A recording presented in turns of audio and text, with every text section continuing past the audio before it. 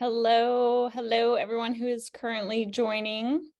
If you guys don't mind staying muted for this discussion. Thank you everyone for joining the USBA for this webinar on canopy piloting in competition with Jeannie Bartholomew. I'm George Hargis, and we are happy to see you all here. Just a quick note that this call is being recorded and will be added to the USBA YouTube channel. So more people will see it today than are currently in the meeting right now. Our goal today is to give you a deeper understanding of CP competition and how you can get started on your journey in competition. We are so excited to have Jeannie with us today and our new director of competition. I guess she's not new anymore, but Amanda, and she's happy to be here. Amanda has prepared a list of questions for Jeannie, which we will get through before we open it up to general questions at the end. If you do have a question that is related to what Jeannie's talking about at that moment, you can type it in the chat so that way she can see it. And if she has time to answer it as she goes, she will. I'm sure you all know Jeannie Bartholomew, and her list of accomplishments is honestly too long to list here for everybody. But among being one of the top canopy pilots in the world, she is also a fantastic instructor and has dedicated her career to improving the skills of her students. Jeannie is the owner of the Alter Ego Project LLC, Team Alter Ego Fast Tracks, and the Florida Canopy Piloting Association. She's a professional competitor on Team Alter Ego Fast Tracks. She's also a skydiving videographer, AFF instructor, canopy coach, pro-rated canopy pilot, and she's also one of the USPA national directors. Jeannie and Amanda, thank you so much for being here, and let's get started. Thank you, Jeannie, for being here. It's an honor to talk with you today. I appreciate you joining us. What initiated your interest in competition? So actually, when I started skydiving, I decided that skydiving was going to be my hobby, and I was not going to compete in skydiving. I've been competing in sports since I could walk, everything from figure skating. I was on a baseball team. I was the only girl on an all-male baseball team. And all kinds of sports, soccer, you name it, I was in it. So my parents kept me pretty active. And skydiving was just going to be something fun that I did for my hobby. And then I met Kurt, and he was a year into his competition canopy piloting career. And he took me to a competition. And actually, when we first met, I told him there was no way I was competing. I was a soul swooper. I wanted to be a beer lane swooper. I did not want to compete. I wasn't interested. And then after going to my first competition and watching everybody compete, Kashiki was there. She was a big inspiration to me. And yeah, I just was totally hooked. I was ready to start my journey into competition canopy piloting. That's amazing. So how did you actually get started with the competition? Then you said you went with Kurt to the competition and you decided you were going to. How did you get started? So basically, I went through a full season with him, traveling to all the competitions that he was going to. And then the following season, we actually had a competition at Skydive to Land, which does not have a pond. So there was a competition in basically a retention pond out in the middle of the student landing area. And yeah, that was my first competition. And the interesting thing about competition back then is we didn't have the classes that we have now. So basically coming in, you were competing. If you were in advance, you were competing with the pros as well. There was a handicap for newer competitors, but it wasn't broken down into classes as well as it is today. So for me, it was pretty intimidating. I had a little bit higher gates than everybody else, but still with low jump number and experience level, I was charging the gates pretty hard. I got hurt a few times early on, but absolutely loved it. After that first competition, I was hooked, and I ended up doing, I think, 5 or 6 competitions that season. And then it kind of took off from there. So that was 2011. So 2011 was my first full season competing, and I went to nationals at Skydive Spaceland Houston for my first nationals, which was amazing. And again, we had just the 2 classes, and it was a great experience. I loved it. Saw, everybody pushing really hard and getting better, watched Kurt make the US team. And then I started setting some goals for myself to get on the US parachute team. So you said you set goals, and what motivates you to want to continue? Is it those goals that you set, or what makes you want to continue? So honestly, you have to have goals for yourself no matter where you're at in skydiving, right? Because those goals help us to get to the next level. So for me, I started off really small, like I wanted to place in the top 10. That was my first goal that I set for myself. So just getting to be in the top, placing in the top 10. And then from there, placing in the top 5. And then from there, getting on the podium. And then I found myself, as season or 2 into my career, getting on the podium a little bit more often, and then placing in the top 20%, which bumped me up into the next class, which was amazing. And then I had the opportunity to go and try to fight for one of the coveted spots on the US parachute team. So I think goal setting is really important. Like, that's what keeps me motivated. It's what keeps me going even today, is setting goals, trying to fly faster than I've ever flown in a competition, or further than I've ever flown in a competition. Obviously, my goal every competition is to beat Kurt. I think that's most people's goal in the pro class. But yeah, so having those goals are super important. And after you meet those goals, getting new goals, that's kind of how we progress and move forward in the sport. And that's definitely paid off. I know that you're on the CP US World Cup team this year, and as well as the freestyle team as well. So with all those competitions and everything that you've done, what is your most memorable competition? So I get asked that question a lot, and there are so many competitions that stick out in my mind as being, memorable, but I have 2 of them. My top competition was when I won in Italy. It was an international competition, and, Kurt had just dislocated his shoulder and he was injured, and it was really difficult for me worrying about him and what he was going through to stay focused in the comp, and I ended up winning. And it was also the first competition, interestingly enough, I did not like looking at scores. I didn't want to know where I was, what my scores were. It was better for me just to see where I ended up at the end and not focus on the scores. And in the middle of the comp, Kurt actually came up to me and he's like, "Hey, do you want to know where you're sitting?" And I looked at him and smiled and said, "I know I'm in first," and that was kind of, I think, a turning point for me also in my career, because then I wasn't just competing to compete to get, in the top on the podium, or I was actually competing a contender to win, right? So then I needed to have more of a competition strategy, right? It's not just going out and flying one round and trying to do the best I can in that one round, but it's putting together an entire meet. And so, yeah, so that was definitely standing on the podium, seeing Kurt smiling with his little arm sling on. That was a really cool moment for me. And then my second most memorable competition was in Saudi Arabia for swoop freestyle.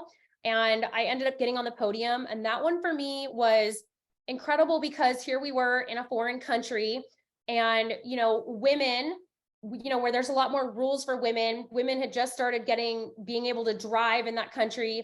And it was just so awesome to see all the women there, cheering and supporting, and to be on the podium showing them that, hey, us girls, we can do this too, and we can be just as badass as the boys. I love that moment.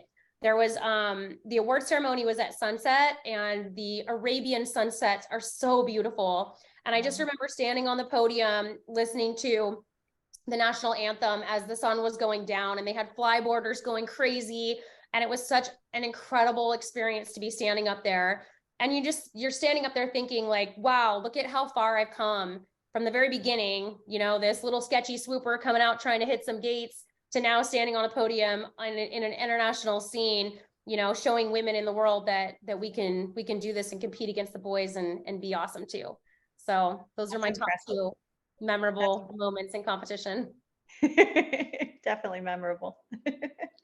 But I've done about 130 competitions in my career, and man, there's so many just incredible memories that we make. And that's why this webinar, I think, is so important, because we want to keep building the CP community. We want to get more people involved in competition. And I know how intimidating it can be. Like, I was super intimidated coming into the competition scene, and it's just has opened up so many amazing opportunities for me in my career to travel the world and see and do so many amazing things. And I would just love to see more people getting involved and competing. And that's perfect, because it leads into the next topic, which this year at Nationals, a few classes have been added for beginners, one being canopy piloting. who can join and participate? So with the beginner class, basically anybody can join and come out and compete. There isn't any jump number requirements as far as, you know, the pros, we have a jump number requirement, and you have to have done so many high performance jumps in the past 120 months to be able to compete. And there isn't that for the beginner class. So anybody can come out and compete, and we would love to see more people getting involved. It's going to be a great event this year. It's going to be held at Rayford at Skydive XP. So I hope that some of you guys on this webinar will come out and join us for that as well. And I know in the skim, we also aligned it with the FLCPA and the Swoop League with the approved canopies. And so there's a reference in the skim about those as well. Definitely. So the rules are mostly aligned with the FLCPA, which those of you that are not familiar with it, it's the Florida Canopy Piloting Association.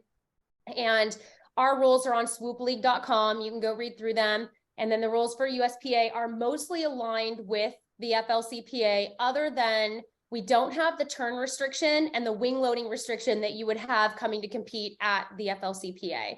But yeah, you definitely read the rules, read them through pretty good so you understand what you're getting yourself into. There is canopy limitations, and that list is on the USPA website where you can go and view what canopies are acceptable for the beginner class. So safety is obviously always a #1 priority and concern. So what is a safe way to prepare and learn and get into canopy piloting? So that's a question I get as well pretty often. How do I get started? Where do I begin? You know, people see the videos on YouTube and Vimeo, and they want to be canopy pilots with, you know, 50 jumps, 100 jumps. The first thing to do is get a canopy coach and a canopy mentor. Go to some canopy courses and get a really solid base, a foundation for canopy flight. So that's going to be the first thing to do, is go and get a really solid foundation and understand your parachute, you know, all the control inputs, how they work, what they do. That's going to be your first step. So finding a good coach, finding a mentor, somebody that can mentor you and help you progress in a really safe way. Because, you know, canopy piloting is dangerous, but we can progress in a safe way with the right tools and the right direction. And from there, what I always tell people is come to a canopy piloting competition. Come and watch, just be a spectator, come out, see the different events that we're competing in, understand the different events. And for some of you guys, we are always looking for volunteers, right? So if you come out and volunteer, you're going to learn more about the events. You're going to get a little bit more involved, understand a little bit more of the rules that are involved in each event. And then for some of you guys out there, you could also get your judges rating. That's a great rating to have. We're always looking for judges as well. And again, you get a really solid base on what the rules are, right? We get a lot of people coming out to competition that don't understand the rules. And they get frustrated when they get a score because they're not really sure how they even got that score, whether it was good or bad. So understanding the rules is really important, because then you're going to just better understand what you're doing, right? And why your score is what it is versus, you know, why someone else got the score they got. So really understanding the rules is going to be your next step. And then get into a competition, right? So train over a pond, set up some gates, use that as your point of reference, and practice before you come to compete. Being in a competition is very different mentally than just swooping a beer line. We get a lot of people that come in, want to be competitors, and they have thousands of jumps and they're killing the beer line every day. Like they're just crushing their swoops, but then they get into a competition setting and they haven't really prepared themselves for what we're dealing with, right? So we're hitting gates and we have to go through those gates on the pond no matter what the winds are doing, right? So training in different conditions is super key and important in order to understand better what you're getting yourself into with competition. Because we could have a headwind on our base leg. We could have a tailwind on our base leg. You could be swooping into the wind, downwind, crosswind. There's so many different conditions, right, that we experience in a swoop comp. And guess what? One jump might be completely different from the next round of competition. So learning how to train in these different environments where you've got different conditions is really key and important to understanding what's happening during a competition. Okay. So, and then, like I said, sign up for a competition, come out. There are There are lots of ways to get into competition, which Amanda will lead into in a second. But for us, yeah, we would love to have you out. We would love to help you get into your first comp and show you the way. We're a very welcoming environment. You're awesome. You're going for it. So we'd had a question from Anton, and it goes along with the beginner class. So I just wanted to go to that one real quickly. Can Canadians compete in the beginner class as guest competitors, and are there limitations?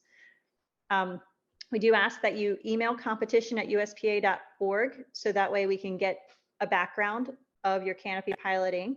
And then as far as limitations, Jeannie was mentioning those with the, do you want to explain any limitations you might have in the beginner class, Jeannie? Limitations for beginner class for FLCPA or for what's required for competing in the beginner class? So there's nothing, there are zero requirements to compete in the beginner class at this point. We don't have any requirement as far as jump number or the only requirement is the canopy, right? The canopy restrictions. So it's not really a requirement. But right now there's really no requirements as far as the beginner class goes to come as a competitor. But yes, Perfect. For the Canadians, you absolutely can compete as a guest competitor for sure. And you can compete in other competitions as well. And which leads us into our next one. Are there any competitions they can participate in prior to nationals? And that's also a great way to practice before coming to nationals. Yeah, so like George had said in the beginning, we own the Florida Canopy Piloting Association, and we hold 6 competitions around the United States in all different areas. So this year we're in Florida. We had 2 competitions in Florida. We have one at Jumptown. We have one at West Tennessee Skydiving. 2 competitions are being held at Rayford. We just had one last month. The next one is actually right before nationals. So it would be a great competition to come out and get some practice going into nationals. But yeah, so with the FLCPA, we have 3 classes too. We have beginner, intermediate, and pro. And with the beginner class, we do have turn restrictions. So, you basically, whatever your wing loading is in the beginner class, you're restricted to a certain turn. So that's something that you guys need to go on the website and check out. And then also the canopy restrictions as well. And that's for safety. So around the world, we're very lucky here in the US because we have a league, that holds competitions for canopy piloting that has different classes. Most other countries only have the pro class, right?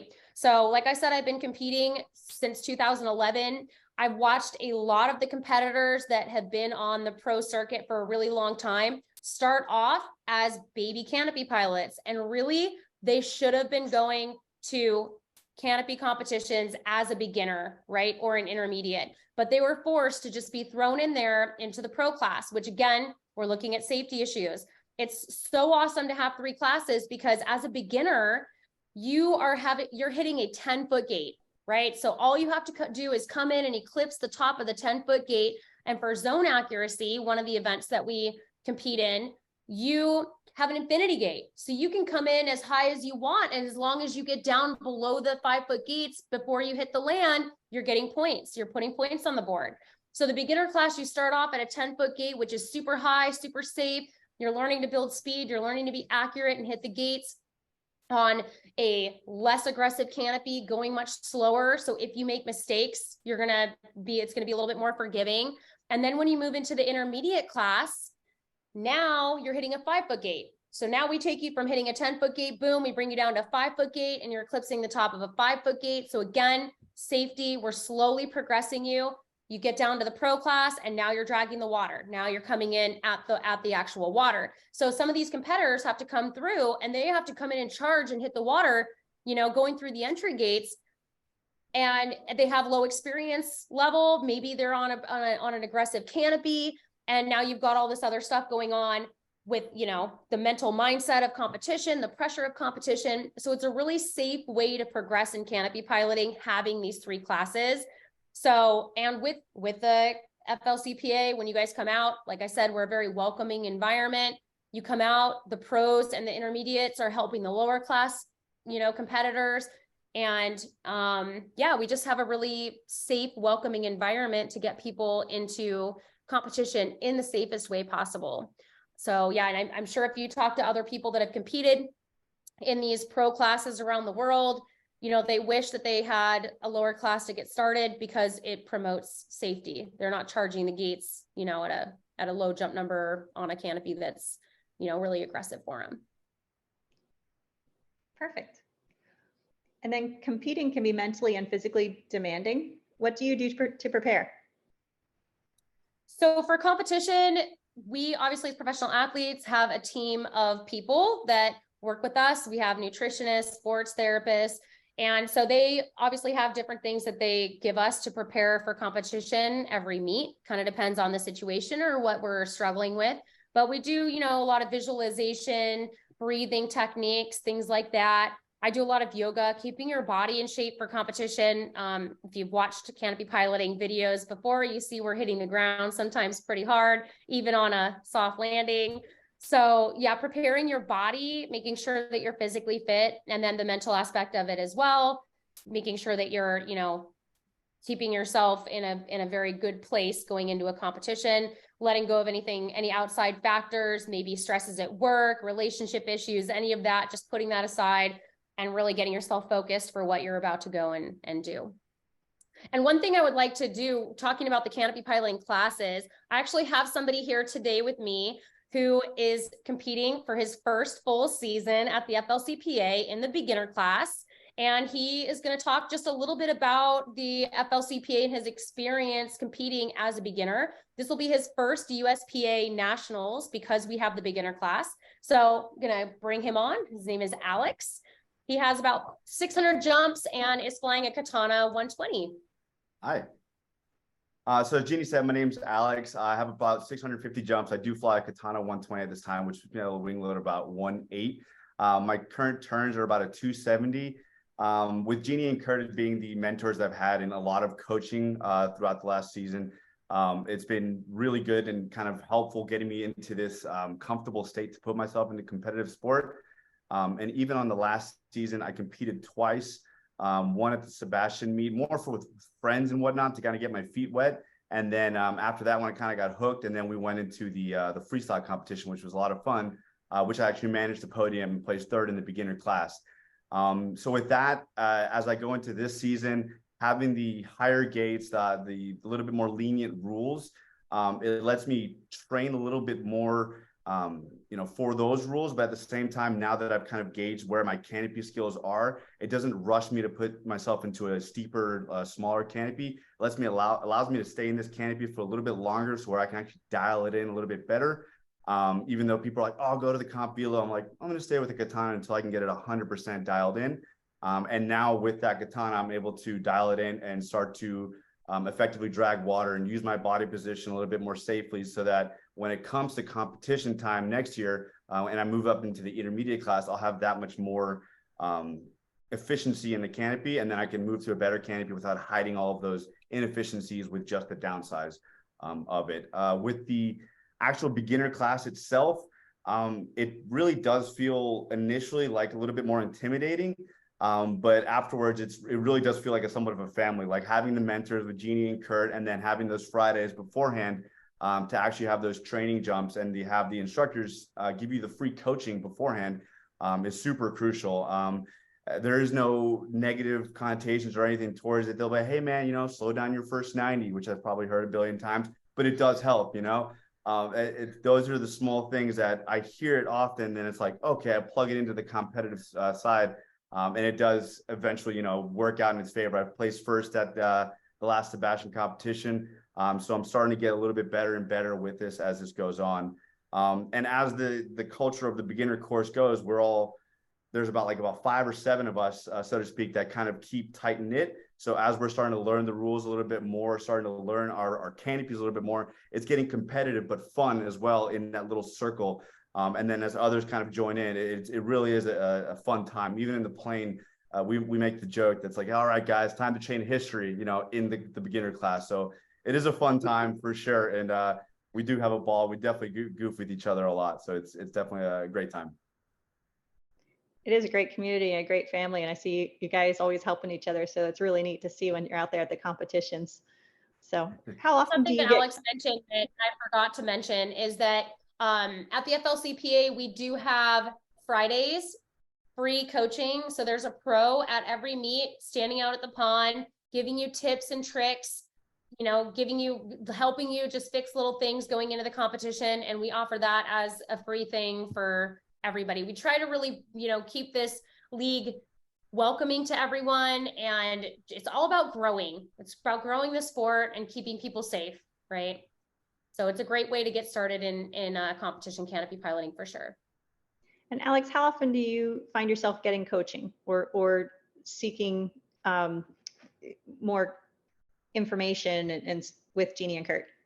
More often than I like to admit. It's definitely a lot. It's a lot. Whenever they have the coaching classes or whenever they're here, you know, even if they're not offering coaches, I might just kind of just ask a question here or there, not to take advantage of their kindness, but definitely try and make myself safer and a little bit better.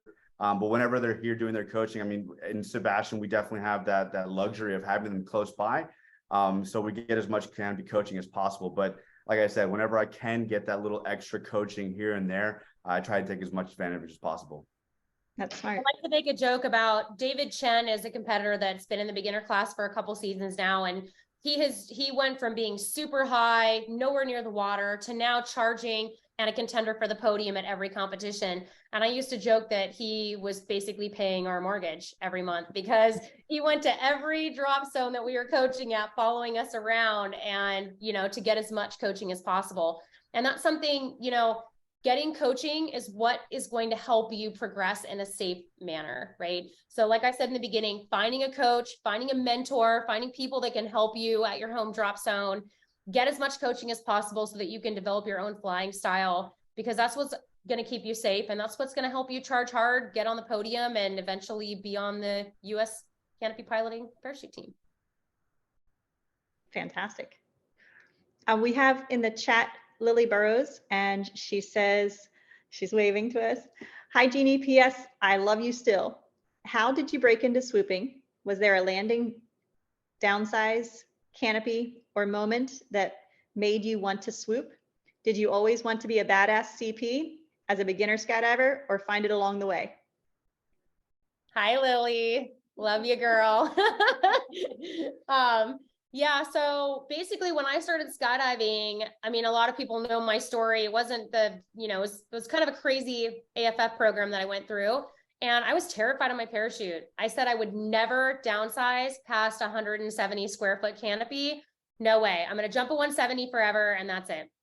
And then I went to a canopy course and realized you could put that parachute down anywhere you wanted to, and you could build speed going 100 miles an hour at the ground. I thought, well, that sounds fun. I grew up, my mom's on here as well, but she was a motorcycle racer, and so was my dad. They both raced. And so I grew up doing really fast things, dirt bikes, motorcycles, fast cars. My dad raced the quarter-mile drag. So when I heard you could freaking fly a parachute 100 miles an hour, I was totally in. So after I took that canopy course, I started focusing my whole career on canopy piloting. So that was back when I had 75 jumps. And now we have rules in place to keep people a little bit more safe. But yeah, I started doing 90-degree turns with a very low jump number and progressing as quickly as I could, getting as much coaching as I could. I found a lot of mentors, especially when I moved to Florida. You know, I had a lot of people surrounding me, helping me. And yeah, I just kind of progressed from there. So after the canopy course and learning all of my control inputs and how much control we have over a parachute, that's really what got me interested in canopy flight. And then, like I said, I didn't really want to compete in the beginning. I just wanted to have fun and swoop the beer line and fly fast parachutes. And then, like I said, one competition, going to see that one competition just totally got me hooked. It was so much fun. And again, the community, it's about the community, right? The people we meet, we travel the world with the same group of people at every competition. They're our swoop family, and it's amazing. And it's fun. And that's really what keeps me motivated to keep going as well, you know, is the family part of the community in skydiving is just awesome. And I love it. I'm going to see you at a competition soon. I know it. So we have a gentleman, Keith Prine, who's a judge rating is what I'm after. So for that, send an email to competition@uspa.org, and that way we can make sure we connect you with a course. Also coming out to the FLCPA comp and with Swoop League, you can volunteer and work towards your judge rating, because working on the course is completely different than pulling out the skim and looking at the rules and regulations. So you get experience and exposure, especially with how fast the canopies are coming in with the judging. And then with doing that, it will help you step into that judge rating a lot easier with the practice, because you will have a practical exam where you're on the course. So come out and get as much practice as you can. I know that they're always looking for volunteers, and they're willing to teach you on the spot as well to work towards that. Anything you wanted to add there, Jeannie? I was just going to say, we have a competition in a couple weeks at West Tennessee Skydiving. We'd love to have you out, and you will definitely learn a ton about canopy piloting and the rules. And yeah, we'd love to have you. How do Shoot me a they, private message if you want to come out, and we'll get that set up. that's what I was gonna say, how do they contact you to volunteer or start getting exposure to their judge, becoming a judge at the competitions? Yep. So you can email me personally, Jeannie Bartholomew @hotmail.com. You can use my USPA email. Either way, there's tons of ways you can get a hold of me. Facebook's fine, Instagram's fine. Yeah, I would love to connect with you guys. Perfect. In the chat, Kwa is sharing a lot of great resources, it looks like, with the swoopleague.com and the scoring classes. He also has a link to the Skydivers Competition Manual, which we refer to as the SKIM. In chapter 12 and 13, it has the canopy piloting competition rules and the canopy piloting freestyle championship rules. Kwa is amazing. He's always in the pond helping set up courses. So thank you, Kwa, for sharing these links as well. Just scrolling down. And so Esther Park says, canopy coaching can get really expensive and isn't always offered at all drop zones. What do you think is the next best way to progress your canopy skills? That's why I said also find a mentor, right? Because at your drop zone, there's going to be a canopy pilot there. There's canopy pilots at every drop zone that can mentor you and help you progress safely, for sure. There's Crave online canopy coaching. Kurt and I have some courses on that as well. And you can definitely learn a ton on there, packing, high performance parachutes, how to hook up your RDS. There's tons of stuff on there, how to take a canopy, put it on a canopy bag. So I definitely recommend going to Crave and checking those online courses out as well, because that gives you some supplemental stuff, and you can watch that over and over and over and over again until you're blue in the face. And it's great information. And there's also, you can subscribe just to canopy piloting, or there's a yearly subscription and you can get every discipline in skydiving. There's tons of great information on that website. Perfect. And I know George has been adding information to the USPA website under competition and wanting to get into competition. There's a section there, and she's been putting in links and updating the information and doing a fantastic job with that as well. So let's go down. I have a quick question, if I can ask. Yes, do you ever use a fly site as for like training purposes, like for higher up exercises, things that you want to try before doing them, before getting closer to the ground?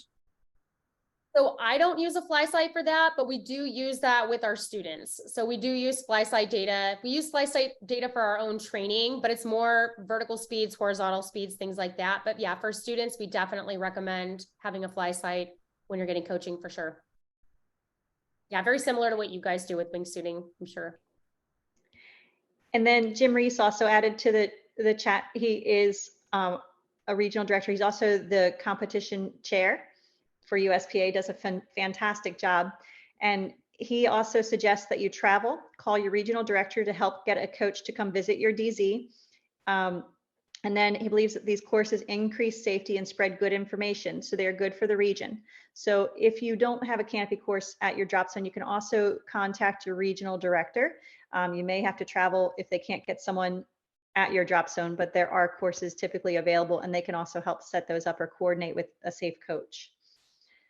And then Is there a pro rating? And honestly, you guys, oh, sorry, Amanda, I just wanted to say, coaching is really, really important. Getting a coach, especially for what we're doing in CP, is so important because it is dangerous, and trying to learn stuff on your own, or, you know, yeah, it's really good to get coaching. Like I said, a mentor or a coach, because, you know, we've seen a lot of injuries and a lot of things happen for people that were planning on getting coaching. Oh, I'm going to get coaching. And then they end up with a broken femur or something because they were, you know, trying to save the money and be able to jump more. But sometimes saving the money and getting the coaching, jumping a little bit less is going to be a better option for you, because it's what's going to keep you safe, especially in the beginning, right? You don't want to try this stuff on your own. Theodore Kuchka, and I apologize if I did not pronounce your name correctly, but is there a pro rating or CD license requirement at any of the DZs? I'm assuming that would be meaning any of the DZs that the competitions are held at. I think that's what he means. But yeah, you don't have to have a pro rating or anything like that to compete in the FLCPA, like nothing like that. And none of the drop zones all the drop zones you're at are pretty large drop zones, so there aren't restrictions for licenses there. Yeah, not that I know of. And moving on to the next We've one. had people competing in the beginner class doing a double front straight in on a 190 square foot canopy. So those people obviously do not have a C and D license, but it's a very safe way to progress there. I think in Australia, they have also a beginner class, and they have people land straight in without pulling their fronts down at all. They have less gates, and a lot of them end up in the water if they have a strong headwind, but they start people at a very, very low jump number, getting them interested in CP, just flying in, hitting a gate or two, landing in the water, landing on the land.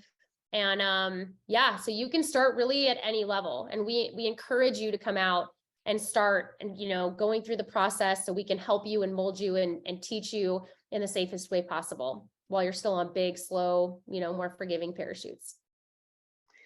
It's a good point. Learn the basics first. Yep. And Sebastian Lopez then has a message for you. It says, hi, Jeannie. Sebastian here from Uruguay. I got swoop coached by you and Kurt twice here when you came a few years ago. I'm willing to go to my first competition this year in Brazil, but I've never hit a pond. Any piece of advice you can give me? Big hug. Awesome. That's super exciting. So I would say definitely try to set up some gates so that you can at least get used to hitting a gate, and don't try to hit a 5-foot gate in the beginning, right? So just really focus on your accuracy, and yeah, find something to use as a gate so you can start actually practicing the pattern and having a setup. The pond, it can change your sight picture a little bit, but with the training that we gave you, remember, we teach you to use wind conditions and angles to hit gates and not objects underneath you. So as long as you're doing that, it doesn't matter what you're flying over, where you're at, you're always focused on your gate, your entry gate, and it doesn't matter where you're at. That being said, if you're in Brazil, that drop zone that you're competing at, if it's in Boituva, it has a pretty high elevation. So just be really careful when you're starting off with the training there. Keep things pretty high and then work your way down with your altitudes. Sounds good. Matt Peel earlier said, Jeannie, can you teach us to hashtag fly sexy? So if people are seeking canopy coaching, how do they do that with you or anyone else out there? How to fly sexy? Well, Matt's always flying sexy, so nice. I love it. Yeah, so the fly sexy thing is basically one of my coaching techniques to keep their hands in, so they've got a lot of control with their parachute instead of having their hands out here when they're flaring or hands out here when they're flaring. But yeah, we'll definitely teach you how to fly sexier. How about that? You want to show us a fly sexy pose? Show us what fly sexy looks like. There we go. I should have had Alex demonstrate, or Lily. She's pretty good at that too. Jim Reese also says that we often use the top of a standard wind blade as a 10-foot reference. Just don't place it too close to your flight path. So that's great advice there. If you're wondering about for the gates, to set up gates, you don't actually Great need point. the buoys on the pond. You can take out wind blades and put them far apart. But that is everything in the chat that we have. And so, the canopy course is basically 10 meters from one gate to the other. So if you are setting something up at home, basically measure 10 meters apart, and that's a standard, that's the standard width between the gates. George, is there anything you want to add? No, just all of the links that Koa added, like the rules, the link to the Swoop League, all of that, we will email all those links to everyone who's registered for this meeting. So you'll get a copy of this video so you can rewatch parts of it if you need to, and then we'll have some helpful resources for, the FLCPA dates and the beginner rules, basically everything that we discussed today. So that way everyone should walk away with a little bit of new knowledge, hopefully. I already have. So thanks again, Jeannie and Alex and Minnie. I think I saw her in there a minute ago. A few more and Amanda. Thanks George, for everyone else who joined us. And be on the lookout for our next webinar. If you have any topics that you want us to cover or any interviews that you want us to do, send us an email at sportpromo@uspa.org. And also you can look at our YouTube channel. The USPA has a YouTube channel where we post these webinars after the fact. So you can go see maybe ones that you've missed in the past. And then make sure you're following Skydive USPA on Facebook and Instagram. And read Parachutist. Do all the things. That's it for me. You guys can always reach out to me anytime. You can reach out to me anytime on any of my social media links or my USPA or personal email, and I'm always available to you guys. I always tell that to our students. If you have questions, if you're curious about downsizing and you're not sure what parachute to fly, you can always reach out, and I'm available for you guys for anything that you need. we do have some more that are popping up in the chat right now. Do we have time for that, George, do you think, or? Yeah, we got about 7 more minutes, so we can squeeze in 1 or 2 more questions. Okay, so we have Paul Gerard, and what is the difference between riser lengths versus manufacturer's line length? So I'm not really sure what the question is, like the difference between riser length. So we always tell people that you should have risers set up so that for comfort and safety, so that you should be able to reach the top of the slinks. A lot of Canopy pilots don't fly using risers that way because they want to get the extra performance out of the canopy. However, Kurt is a 6-time world champion, and his risers are set up so he can reach the slinks. So that kind of debunks that whole thing. But yeah, so your riser length, like I said, should be where you're comfortably able to reach the slinks with your arms fully extended, not hyperextended. And your line length is going to be different, depending on how long your brake line length is going to be set up for you specifically, depending on how long your arms are, your harness, your riser length, all of that will be determined again by going to a coach. They can help you assess that on whether you're, how to set up your lines properly. And different canopies, for swooping and where you're at, we set things up a little bit differently depending on where you're at. So people coming in, learning how to swoop, we make sure that your brake line length is set up so you can't accidentally stall your parachute near the ground, right? But then you look at us and we can absolutely stall our parachute, but we know the full range of those control inputs and we're staying backed off from where that stall point is. So depending on where you're at in your progression, we kind of change things as a coach and a mentor based on where you're at. Okay. And from Jonathan Staines, is there a West Coast League? There is not a West Coast League right now. They have the Swoop du Jour competitions that happen at Skydive Arizona with their new pond out there. They've definitely been trying to get some things going. Hopefully we've been in talks a little bit with Skydive Arizona. We'll have an FLCPA out there at some point in the future as well, but there's nothing. There are rumors of another pond that will hopefully be happening in the next couple years out there. But no, there is not a West Coast League at the moment. The whole idea behind swoopleague.com was so that there were more leagues popping up. And there's the Midwest League. So you have at Skydive Midwest, they have a league. They hold a couple competitions every year. And that's, I think, the closest that you're going to get to the West Coast. But yeah, we're hoping that CP will just continue to grow and more leagues will pop up here and there. That sounds great. In the chats, it looks like the Supine Harness questions have been answered. So do you anticipate a change to the entry gate design for future meets from Brian Weinkamer?